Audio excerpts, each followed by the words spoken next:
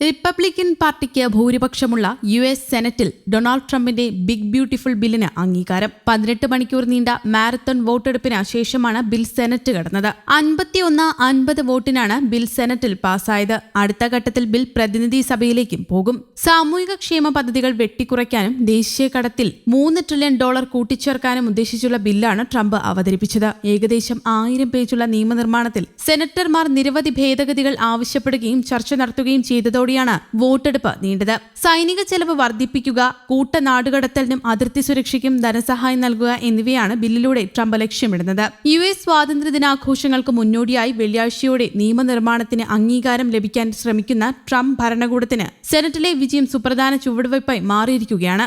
ആകെ 100 അംഗങ്ങളുള്ള സെനറ്റിൽ റിപ്പബ്ലിക്കൻ പാർട്ടിക്ക് 53 അംഗങ്ങളും ഡെമോക്രാറ്റിക് പാർട്ടിക്ക് 45 അംഗങ്ങളുമുണ്ട്. ഇനി US കോൺഗ്രസിനും ബില്ല് അംഗീകാരം നൽകേണ്ടതുണ്ട്. ശേഷം പ്രസിഡന്റ് കൂടി അംഗീകരിക്കുന്നതോടെ ബിൽ നിയമമാകും. സൈന്യത്തിനും അതിർത്തി സുരക്ഷയ്ക്കും കൂടുതൽ തുക അനുവദിക്കുന്ന ബിൽ കൂട്ടനാടുകടത്തൽ പദ്ധതിയും വ്യവസ്ഥ ചെയ്യുന്നുണ്ട്. മെഡിക്കെയ്ഡ് ആരോഗ്യ ഇൻഷുറൻസ് പദ്ധതിയിൽ $1.2 ട്രില്യൺ വരെ വെട്ടിക്കുറയ്ക്കാൻ ബില്ല് നിർദ്ദേശിക്കുന്നു. സാമൂഹികക്ഷേമ പദ്ധതികൾ വെട്ടിക്കുറയ്ക്കാനും ദേശീയ കടത്തിൽ $3 ട്രില്യൺ കൂട്ടിച്ചേർക്കാനും ഉദ്ദേശിച്ചുള്ള ബില്ലാണ് US സെനറ്റിൽ അവതരിപ്പിച്ചത്.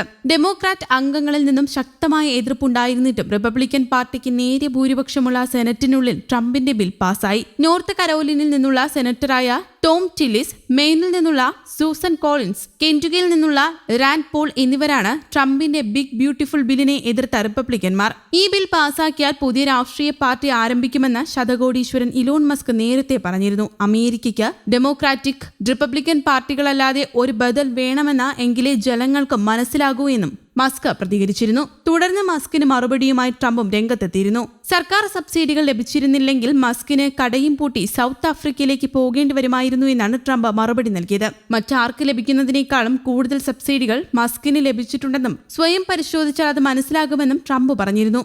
അതേസമയം ചൊവ്വാഴ്ച രാവിലെ റിപ്പബ്ലിക്കൻ നേതൃത്വത്തിലുള്ള സെനറ്റ് അദ്ദേഹത്തിന്റെ ബ്യൂട്ടിഫുൾ ബിൽ അംഗീകരിച്ചതിന് പിന്നാലെ പ്രതികരണവുമായി രംഗത്തെത്തിയിരുന്നു. ട്രംപ് ഈ വികസനത്തെ പ്രശംസിക്കുകയും അതിന്റെ കാതുകൾക്ക് സംഗീതം പകരുന്നുവെന്നുമാണ് പ്രതികരിച്ചത്. സെനറ്റിൽ നിർണായകമായ ടൈ ബ്രേക്കിംഗ് വോട്ട് രേഖപ്പെടുത്തിയ വൈസ് പ്രസിഡന്റ് JD വാൻസിനെയും പ്രസിഡന്റ് പ്രശംസിച്ചു. അതേസമയം പ്രതിനിധി സഭയിൽ അവതരിപ്പിക്കുന്ന ബില്ലിനെ ഒട്ടേറെ റിപ്പബ്ലിക്കൻ അംഗങ്ങൾ എതിർക്കാനുള്ള സാധ്യതയുള്ളതായാണ് വിലയിരുത്തപ്പെടുന്നത്. കുറഞ്ഞ വരുമാനമുള്ള ലക്ഷക്കണക്കിന് വരുന്ന അമേരിക്കക്കാരുടെ ഏകദേശം $1 ട്രില്യൺ സബ്സിഡിയുള്ള ആരോഗ്യ പരിരക്ഷ ഇല്ലാതാക്കുന്ന ബില്ലിലെ വ്യവസ്ഥകളെ ചൊല്ലി സെനറ്റർമാർക്കിടയിൽ ഭിന്നതയുണ്ടായിരുന്നു. 2034 ആകുമ്പോഴേക്കും ഏകദേശം 12 ദശലക്ഷം ആളുകൾക്ക് ആരോഗ്യ പരിരക്ഷ നഷ്ടപ്പെടുമെന്നാണ് കണക്കുകൂട്ടുന്നത്. ഡെമോക്രാറ്റിക് അംഗങ്ങളുടെ ശക്തമായ എതിർപ്പുണ്ടായിരുന്നിട്ടും റിപ്പബ്ലിക്കൻ പാർട്ടിക്ക് നേരിയ ഭൂരിപക്ഷമുള്ള സെനറ്റിനുള്ളിൽ ട്രംപ് വിജയം കൈവരിക്കുകയായിരുന്നു. മെയ് മാസത്തിൽ ഡോജ് മേധാവി സ്ഥാനം രാജിവെച്ച ശതകോടീശ്വരൻ ഇലോൺ മസ്ക് ബില്ലിനെ കുറിച്ചുള്ള തന്റെ വിമർശനം ആവർത്തിച്ചിരുന്നു. ഇതോടെ ട്രംപും മസ്കും തമ്മിലുള്ള പടലപ്പിണക്കം വീണ്ടും കലുഷിതമായിരിക്കുകയാണ്. News desk, Kerala Kaumudi.